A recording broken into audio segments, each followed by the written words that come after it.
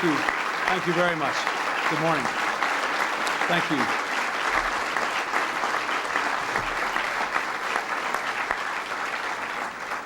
Thank you very much. Please be seated, and good morning.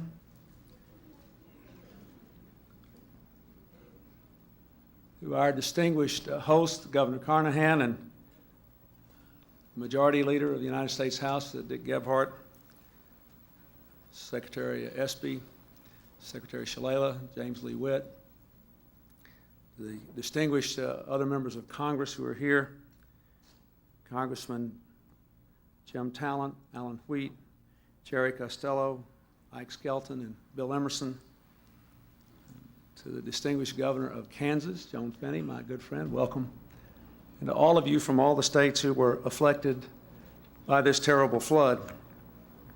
We're going to begin today by awarding 19 outstanding Americans presidential certificates of commendation. These recipients are everyday people, but what they did was most extraordinary. Hillary and Chelsea and I just had the opportunity to meet them all and to talk with them a little bit about their experiences during the flood. Because of their efforts, lives were saved and larger disasters were averted. In some cases, they provided the support that kept all the other volunteers going, and that's what made the difference. In their communities, they are mothers and fathers, business owners, police officers, and neighbors.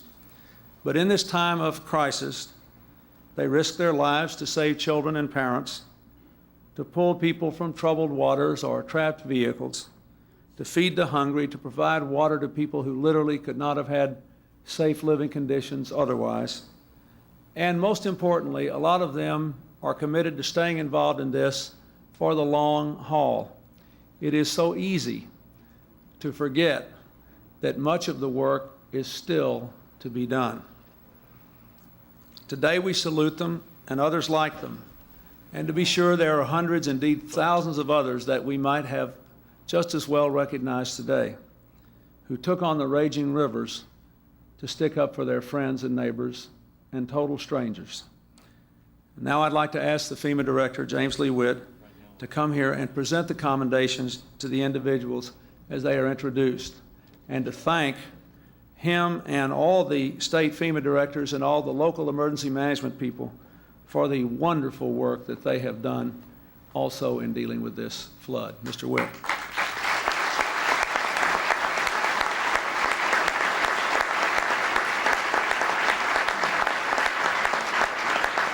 From Illinois, Reverend Donna L. Harris.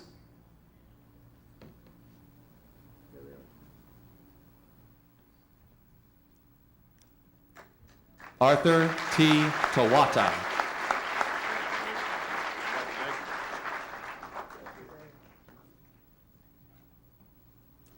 Bob Scott.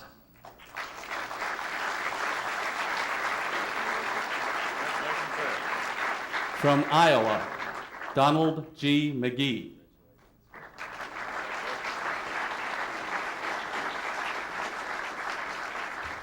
Jeanette Woods, representing Steve West.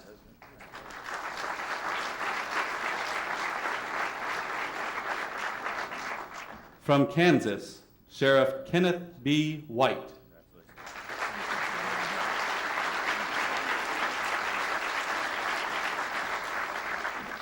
Mark Mullinax.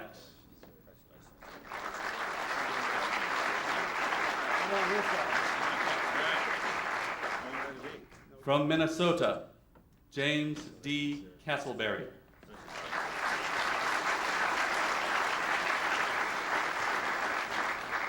Tamara Van Overbeck.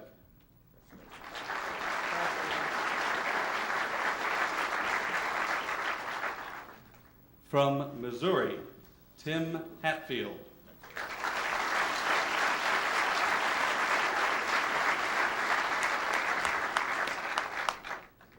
Doris Thompson, representing Emily Hoskins.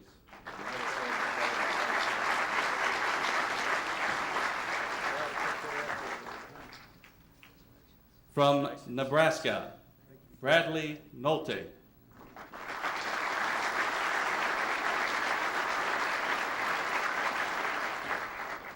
Michael K. McCann.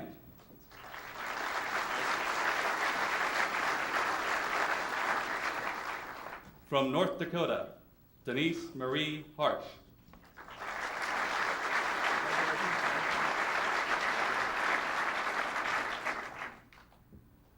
Craig Hansen.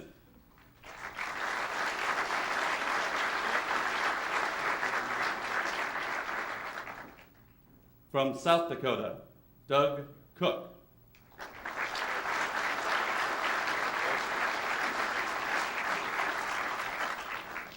And Mark Thompson.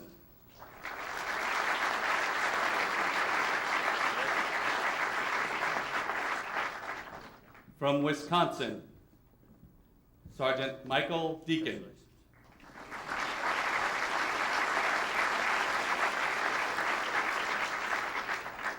And Al Vogt.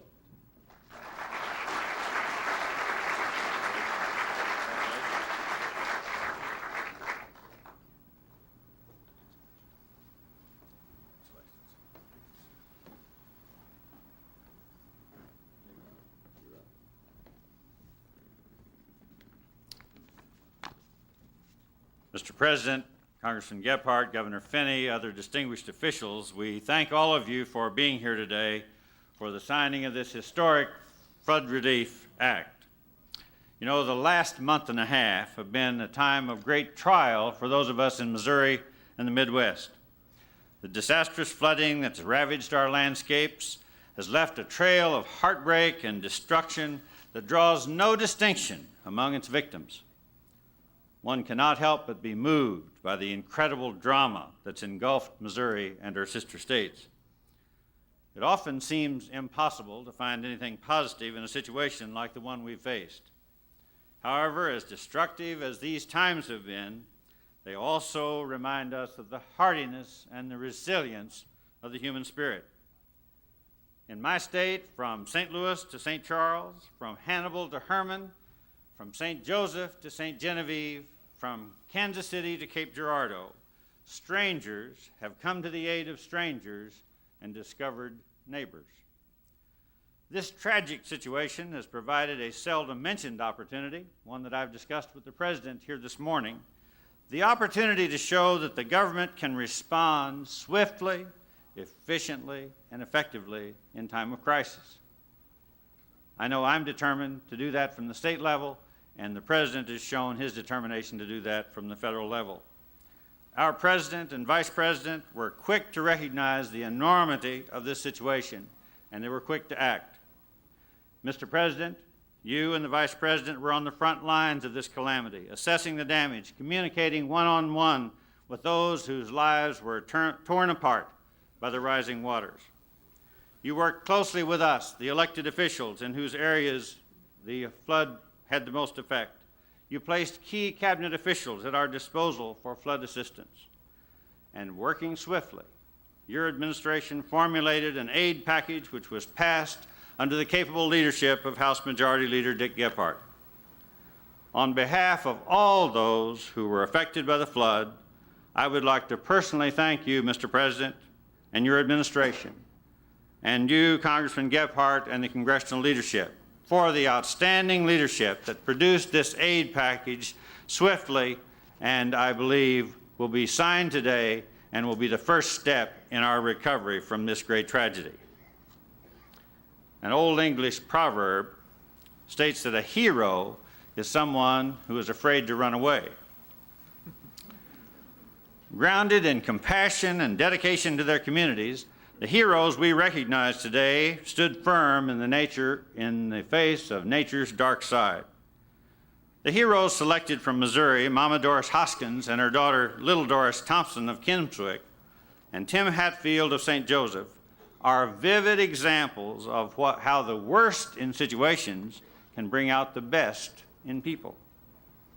As the water was quickly rising in her community, leaving would have been the easy thing for Doris Hoskins to do. Most of her neighbors had already left. However, this granddaughter of slaves learned long ago that the easy thing to do is not necessarily the right thing to do. So rather than evacuate, Mama Doris and her daughter, little Doris Thompson, chose to remain in harm's way to provide encouragement to the volunteers and to the National Guard.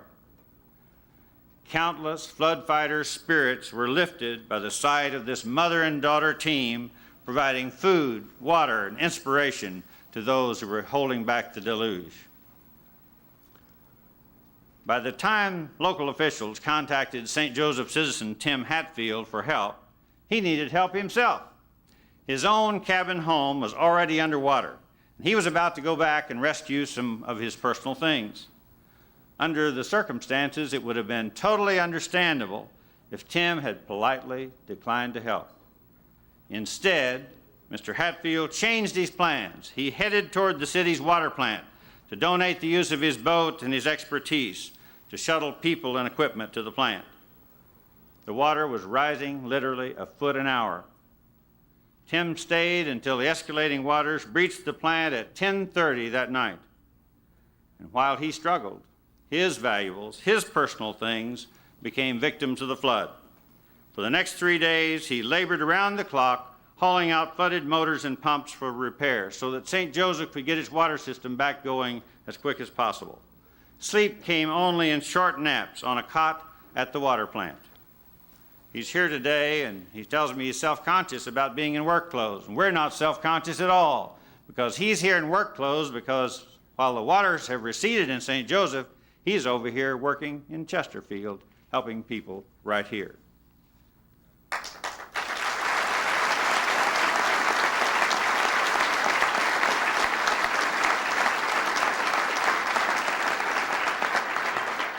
Doris Hodgkins and Tim Hatfield probably wouldn't call themselves heroes.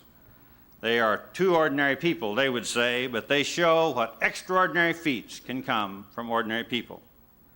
Today, they are more than heroes, they are representatives. And it takes nothing away from these people standing behind me to say that they represent countless other Missourians and Midwesterners who became heroes during this flood. Every person who fought the river, filled sandbags, sent money, made donations, belongs among the ranks of the heroes. Doris Hoskins recognizes this more than anyone else.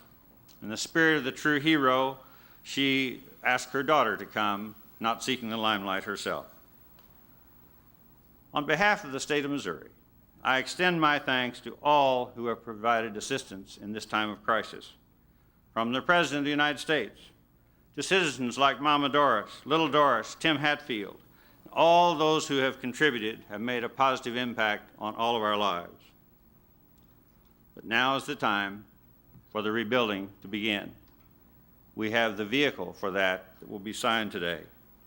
It is now my great pleasure to introduce a representative and a national leader without whose help rebuilding would have been much more difficult.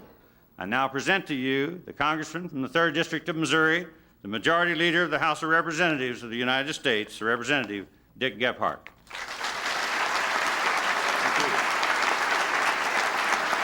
Thank you. Thank you.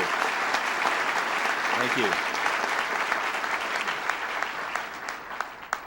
Mr. President, we are always thrilled and honored to have you in our presence here in the Midwest. We are doubly honored today to have with the President the first family, Hillary Rodham Clinton and Chelsea Clinton.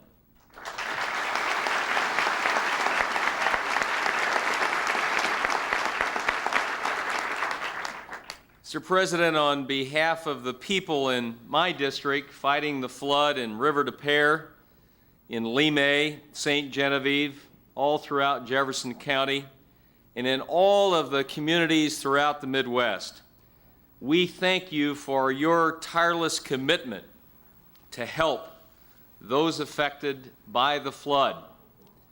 Through it all, we have seen, as Governor Carnahan said, what is truly great about our country. Neighbors helping neighbors, communities pulling together to fight back the floodwaters, and endless chains of sandbaggers working day and night, some of them even after their homes have been engulfed by the water. Some of these people are behind us today, the heroes of this flood. Many are not able to be here, and many are still fighting the flood. All have earned our respect, our gratitude, and our admiration. I'm confident that the same spirit will continue through the long cleanup ahead.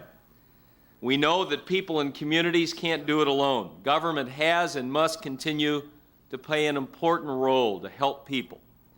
With our limited federal resources, we will never make some of the towns and communities whole again.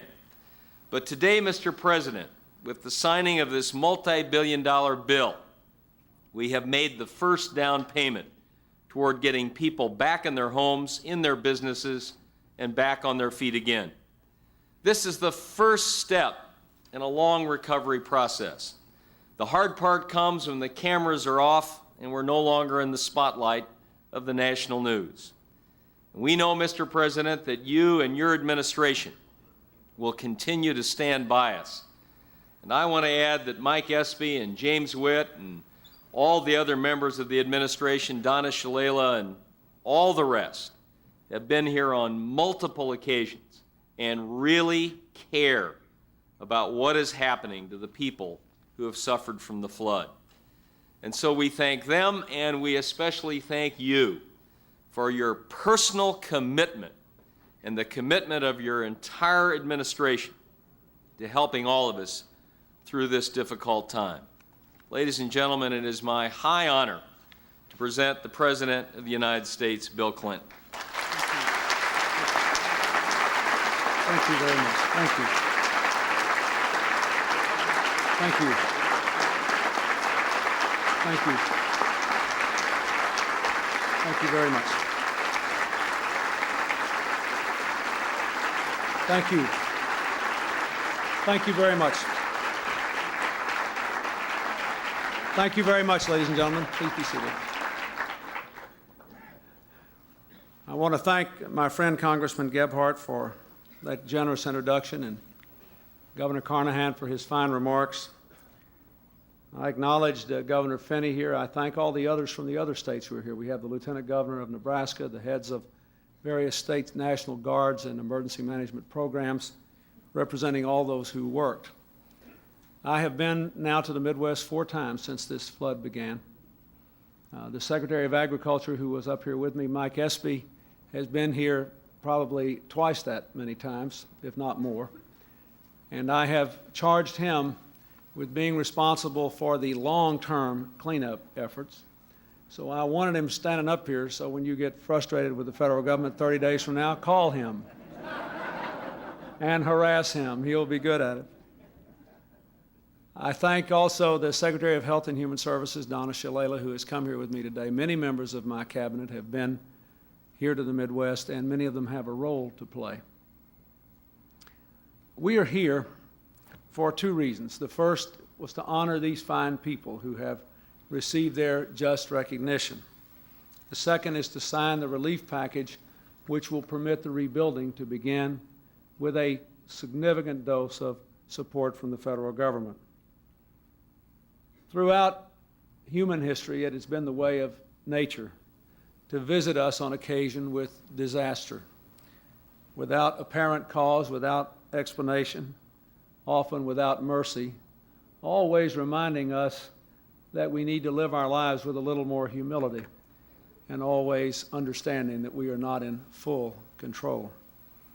How we face these misfortunes tells us a lot about ourselves and our friends. We know we cannot contain the fury of a river, but we can and we must allow our humanity to overflow as well, to help to reclaim the lives that are shattered. That is what I have seen happen here in the Midwest, from official responses and from individual responses. The other day I had a young girl from Wisconsin in the Oval Office. You may have seen her story written up. She's 13 years old, but she's only 4 feet tall. She weighs about 60 pounds. She was born with a rare bone disease, which resulted in over 24 bone breakings in her body before she was born. Years ago, she would never have been able to live any kind of life, but because of the medical miracles of the National Institute of Health, which she has visited once every 3 months since she was an infant. She is able to function at work and as a student.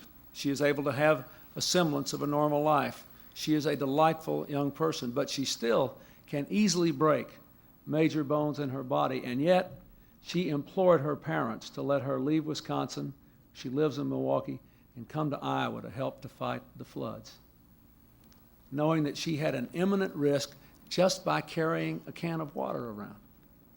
That is the sort of thing that I have seen happen. When people say to me, well, FEMA really did a great job this time, the federal government was here all the way, I say, what else could we have done in the face of that kind of contribution by ordinary Americans? One of the reasons, frankly, that FEMA did such a good job, I think, is that the director of FEMA has actually spent several years helping ordinary people fight disasters. He is a friend of mine. He was a county judge in the county where all the Clintons came from, but he was not a political appointment to FEMA. He was somebody who knew what it was like to see people there risking their lives, their businesses, their livelihoods, putting sandbags against a swollen river. We need more people like that in our national government, people who are related at the grassroots level to the real concerns of people, and we're going to try to give you that.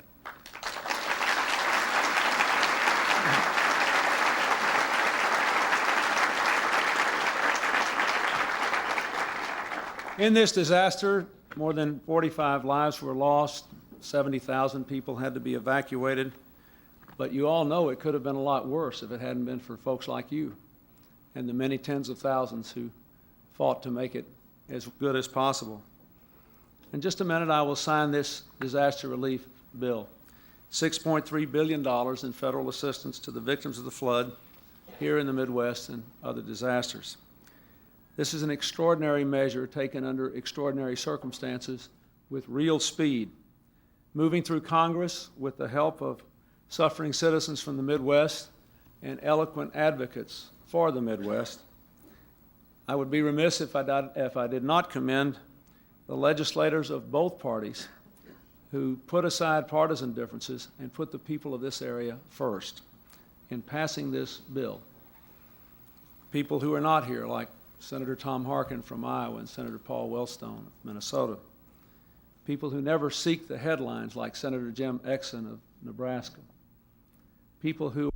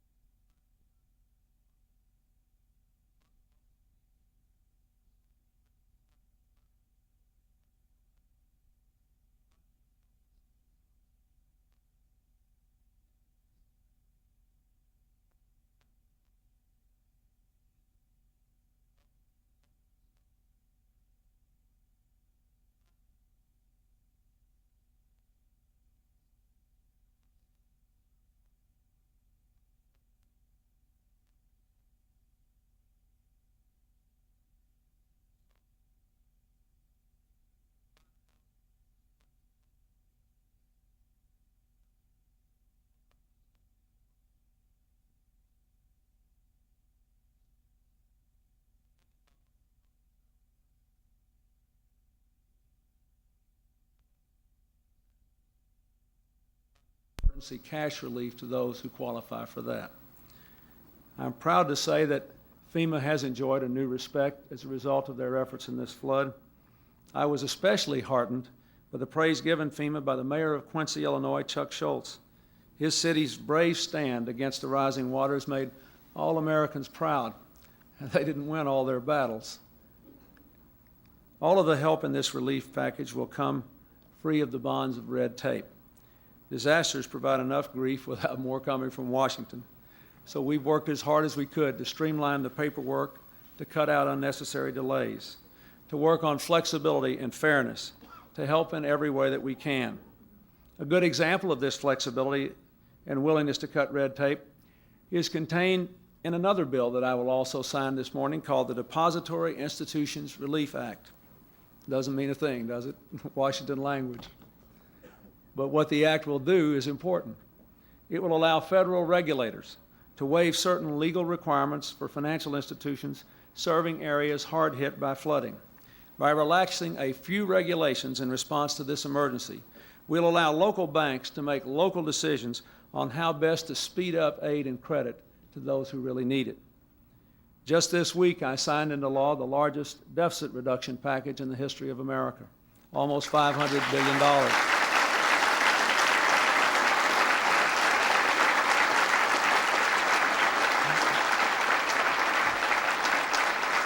There were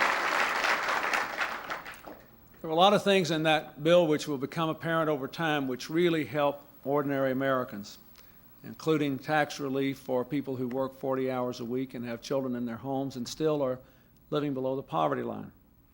One part of that bill is especially important today. Under it, flood victims will have more time and flexibility in replacing their homes and personal property.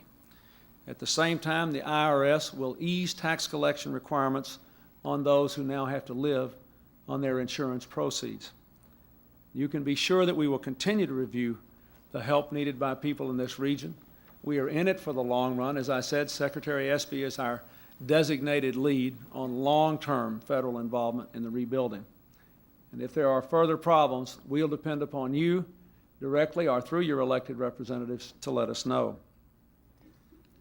Will Rogers once said, "We can't all be heroes because somebody has to sit on the curb and clap as everybody else goes by." Well, that may be true. And today we have applauded 19 heroes. But we have acknowledged also that they simply represent the best of what thousands of people demonstrated. I think that we can all be heroes if we learn something from this that we carry over into the rest of our lives. Think about Reverend Donna Harris and the people of Niota, Illinois, the spiritual nourishment and the groceries, meals, and fresh water that she provided in that tiny town of 200 for flood victims. Or Al Vogt in Glen Haven, Wisconsin, who risked his life to save a teenager, a boy being dragged by floodwaters through the street when Al saw him and pulled him to safety. The town I grew up in had a flash flood once where waters 10 feet high rushed at 30 miles an hour down the main street of town. I saw people pull babies flying in that kind of water. It is a terrifying experience. He braved it. He could have been drowned. He could have been pulled away. Sheriff Ken White helped to rescue 2 people in 2 separate operations from drowning.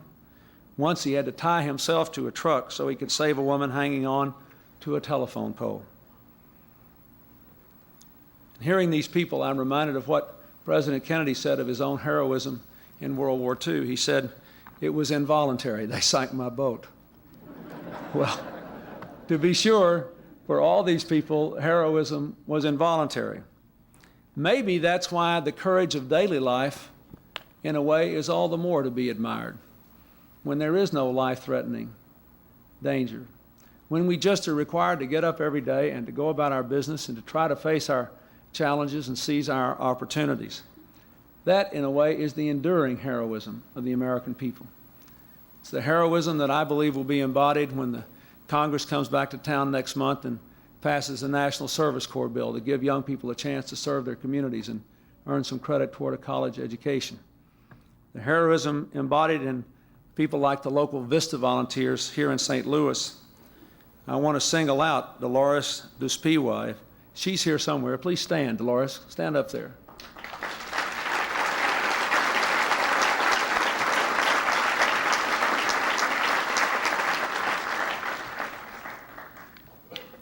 Her home's underwater, and she's still working for other people. I want to recognize the Iowa Conservation Corps. There's some members here from the Iowa Conservation Corps. Would they stand? I think they're here. Yes? Thank you.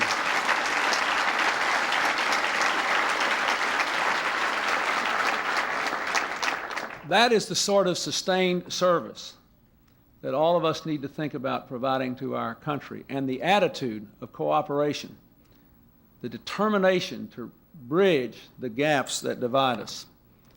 gaps of party and religion and philosophy, to struggle for common values.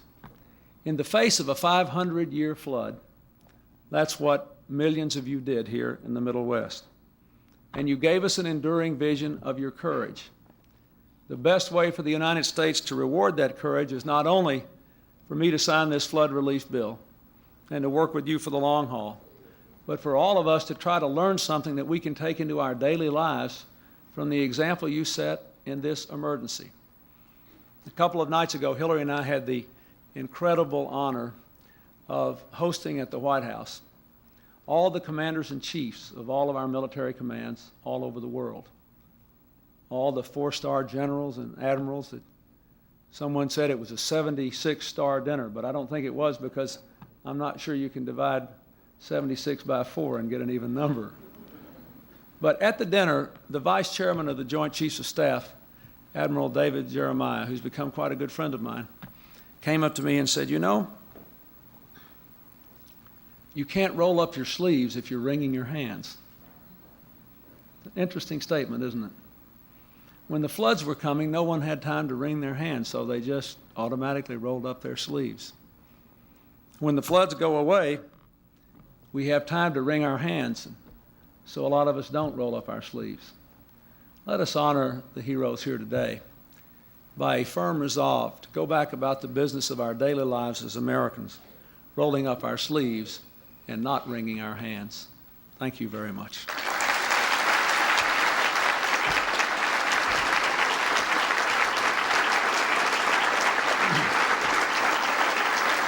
I would, thank you. Thank you very much. I